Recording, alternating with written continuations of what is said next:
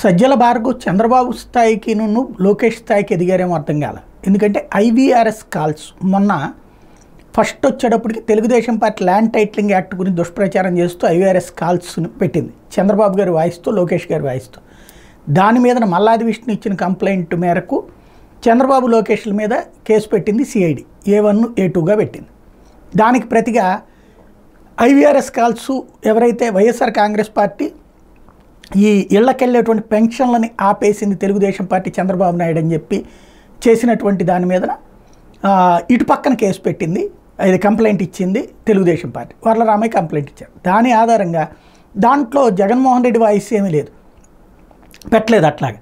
కానీ వాళ్ళు ట్రోలింగ్, వాళ్ళు చేసినటువంటి ట్రోలింగ్ని, వాళ్ళ సోషల్ మీడియా పోస్టుల్ని హైలైట్ చేశారు వైఎస్ఆర్ కాంగ్రెస్ పార్టీ సంబంధించి. కాబట్టి తన మీద కేసు పెట్టమని చెప్పింది సజ్జల భార్గవ్ మీద. ఇప్పుడు సజ్జల భార్గవ్ మీద సిఐడి కేసు నమోదు చేసింది. అంటే అటు పక్కన చంద్రబాబు లోకేష్ల స్థాయికి సజ్జల భార్గవ్ ఎదిగాడా, లేకపోతే కనుక అటొకళ్ళని పెట్టారు కాబట్టి ఇటు ఒకటి కౌంటర్ కేసులు అంటారు వీటిని. అలాగా అంటే ఖచ్చితంగా కౌంటర్ కేసు అనమాట ఇది.